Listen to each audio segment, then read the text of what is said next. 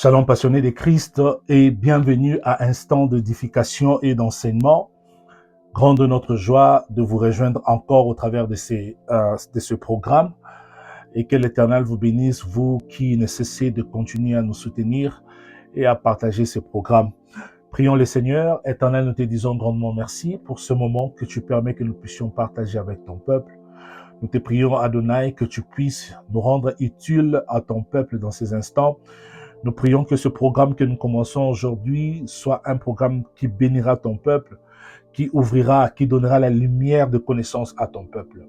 Accorde-nous sagesse et intelligence afin que nous puissions être utiles à ton peuple. Au nom de Jésus, nous avons ainsi prié. Amen.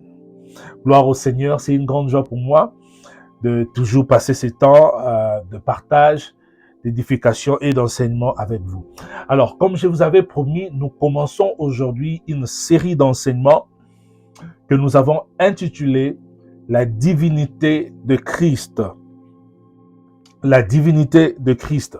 Ce sont des questions assez doctrinales qui, jusque de nos jours, malheureusement, ça cause encore un peu de controverses où certaines personnes se demandent savoir si Jésus est Dieu, si Jésus est le Fils de Dieu, ou si Jésus est un envoyé spécial de Dieu.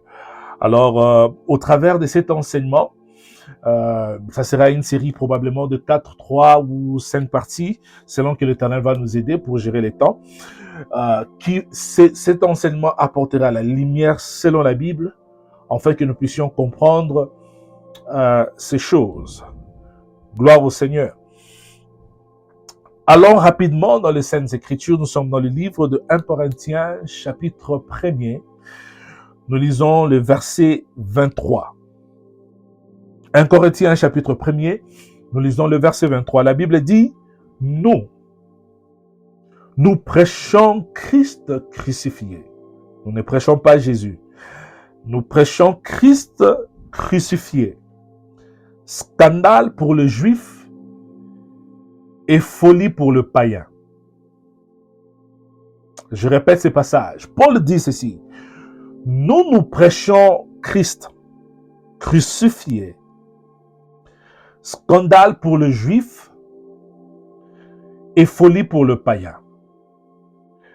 Je vais commencer ici par dire que le Christ est Jésus, mais Jésus n'est pas forcément le Christ. Le Christ est Jésus, mais Jésus n'est pas forcément le Christ. Parce que la personne de Jésus-Christ que nous prêchons, c'est une personne à 200%. La Bible dit qu'il était 100% homme, il était 100% Dieu. Donc c'était une personne vivant ici avec 200% de grade. Il était 100% homme, comportant la chair, l'âme et l'esprit comme l'homme le comporte. Mais selon Colossiens chapitre 2 verset 9, la Bible dit « Car en lui habitait corporellement toute la plénitude de la divinité. » Donc ça veut dire, dans le corps de Jésus, habitait complètement toute la plénitude de la divinité. Alors Jésus n'est pas forcément le Christ, mais le Christ est Jésus. Pourquoi je dis ça?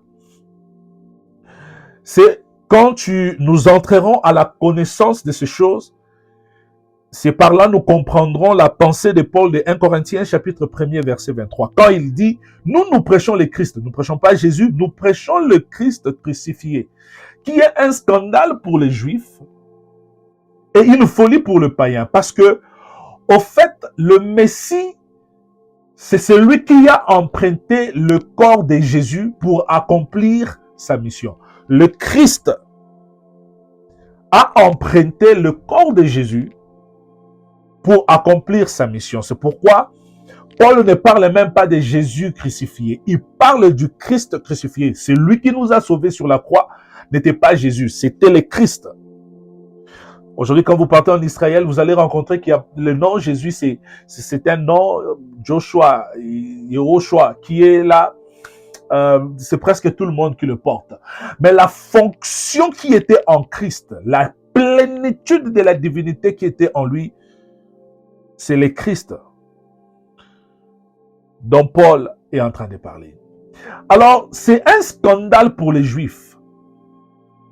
Parce que quand nous prêchons que le Christ nous a sauvés, c'est un scandale pour les Juifs parce que les Juifs ne connaissent pas le Christ que nous parlons. Ils connaissent le Jésus qui est né en Bethléem. Les Juifs connaissent un Jésus qui était un enfant qui a marché devant eux.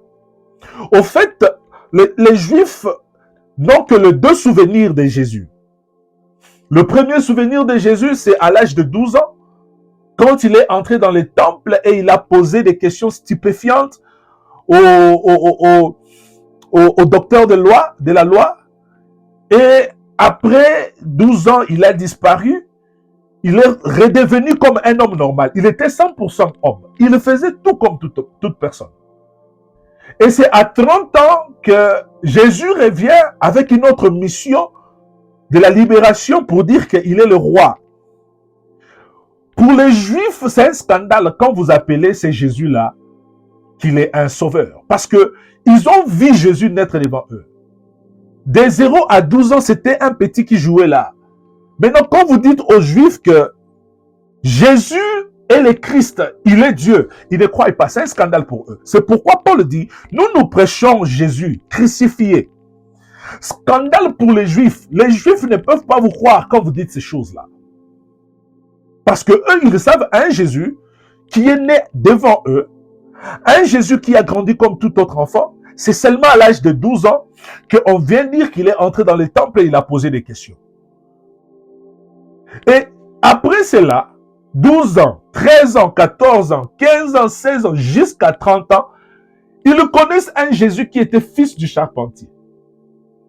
C'est un scandale pour les Juifs quand nous disons que Jésus est Dieu. C'est un scandale pour eux. C'est aussi une folie pour le païen. Quand vous dites que le Christ crucifié, il était mort pour nous sauver, les païens ne comprennent pas ça. Parce que les païens se disent qu'il a été jugé selon la loi. Il a été jugé, c'est pourquoi il a été condamné comme un malfaiteur au milieu de deux voleurs. Alors, nous ne prêchons pas cette personne. Je veux que tout le monde, j'introduis ce message aujourd'hui, je veux que nous puissions comprendre la nuance entre Jésus et le Christ. Quand vous allez comprendre cette nuance, c'est ce qui rend les Juifs, ce qui fait croire aux Juifs que nous parlons de scandale, et c'est ce qui rend le païen un peu fou des choses que nous sommes en train de dire. Parce que Christ est Jésus, mais Jésus n'est pas forcément le Christ. Parce que la Bible dit, en réalité, dans l'homme, c'est l'esprit qui est le souffle du Tout-Puissant. C'est le Christ qui a emprunté le corps de Jésus pour accomplir la mission du salut.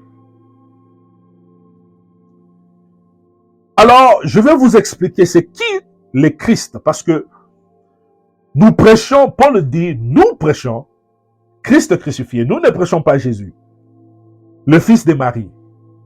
Nous ne prêchons pas Jésus, le Bethlémite. Nous prêchons le Christ, crucifié à la croix. Alors, c'est qui le Christ? Le Christ, c'est le Messie. Le Christ, c'est le Sauveur. Je vais rester dans le terme francophone afin que nous puissions comprendre. Si je veux aller, vous connaissez qu'en hébreu, c'est... je ne veux pas compliquer avec tous les termes hébreux.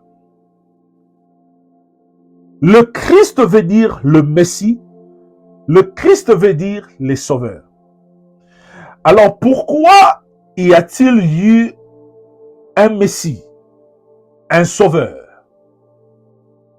C'est cette démarche de la rédemption, du salut, a commencé exactement après la chute de l'homme.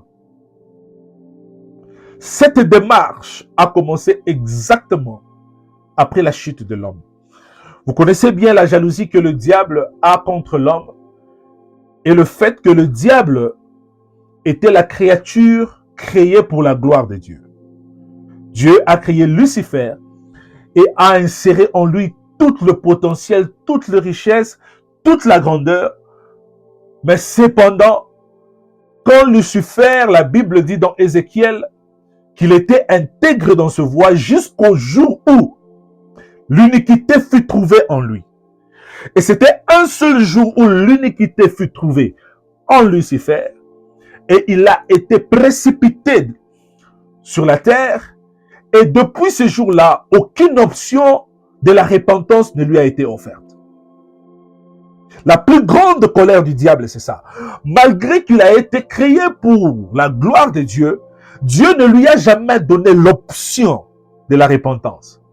Mais cependant, Dieu a maintenant créé l'homme, non seulement pour la gloire de Dieu, mais il a créé l'homme à l'image de Dieu, selon la ressemblance de Dieu. Et quand l'homme est tombé, Dieu a cherché de multiples façons pour amener l'homme à la repentance. Il a donné plus d'une fois la chance à l'homme de se repentir et de revenir vers lui. C'est la grande colère même jusqu'aujourd'hui. Le combat que nous avons avec les diables, ce n'est pas le combat de finances. Ce n'est pas le combat de ta santé. Les plus grands combats du diable, c'est de t'induire dans les péchés. Même quand le diable bloque ton finance, c'est enfin que tu puisses céder au péché. C'est ça le combat du diable. Parce qu'on ne lui a jamais donné l'opportunité de la repentance. Il veut amener beaucoup de gens avec lui en enfer. Alors, quand le serpent ancien, autrefois appelé le serpent ancien qui est Lucifer, quand il a séduit la femme, le même jour où Lucifer a séduit la femme, Dieu a maudit la femme, il a maudit l'homme, mais quand il maudissait le serpent, nous sommes dans Genèse chapitre 3, verset 15. Écoutez où la prophétie du Messie a commencé. La prophétie du Messie a commencé juste dans la chute, quand l'homme a chuté. Dieu a déjà commencé à chercher comment organiser un homme pour restaurer l'homme dans la relation première qu'il avait avec Dieu. Le Messie, le Christ veut dire le Messie, et le même Messie là, c'est la sémence de la femme. Dans le livre de Genèse, chapitre 3, verset 15, la Bible dit ceci. Je veux le lire dans la version Darby. La Bible dit ceci, Genèse chapitre 3, verset 15. Je mettrai une inimitié entre toi et la femme, entre ta sémence et sa sémence. Celle-ci t'écrasera la tête et tu lui blesseras les talons. Réfléchissons. Je mettrai une inimitié entre toi et la femme, entre ta sémence, toi le serpent, et la sémence de la femme. Nous le savons biologiquement que la femme ne porte aucune sémence. La femme ne porte aucune sémence. C'était de quelle sémence Dieu parlait? La prophétie du Messie a déjà commencé exactement après la chute de l'homme. Je mettrai une inimitié entre toi et la femme, entre la sémence du serpent et la sémence de la femme. Nous savons que la femme ne porte pas la sémence, c'est l'homme qui porte la sémence et qui donne à la femme. Alors cette sémence-là, c'était la sémence que Dieu avait déjà prophétisée qui devait arriver. Qu'une femme tombera enceinte, une vierge portera une sémence qui ne vient pas d'un homme. Le Messie était cette sémence que Dieu avait déjà prophétisée depuis le commencement. Donc vous comprenez que la procédure, la démarche de la rédemption a déjà commencé dans les jardins d'Éden. Dieu a déjà prophétisé. Il a dit, je mettrai conflit entre toi et la femme, entre la sémence de la femme et ta sémence. La sémence de la femme dont la Bible est en train de parler, c'est la sémence de Marie qu'elle a reçue au travers d'aucun homme. Mais la Bible dit, un ange lui apparaît et dit, tu porteras une grossesse. L'Esprit de l'Éternel viendra sur vous. Or, rappelez-vous, en réalité dans l'homme, c'est l'Esprit qui est le souffle du Tout-Puissant. L'Esprit de l'Éternel qui était sur Marie, c'était lui le Christ, qui est juste venu pour emprunter le corps de Jésus, pour accomplir la mission de la rédemption que Dieu a déjà prophétisée depuis les jardins d'Éden. Oh my God. Depuis les jardins d'Éden. Le Christ est même la sémence d'Abraham. Dans le livre de Genèse, chapitre 22, verset 18, nous allons le lire encore dans la version Darby.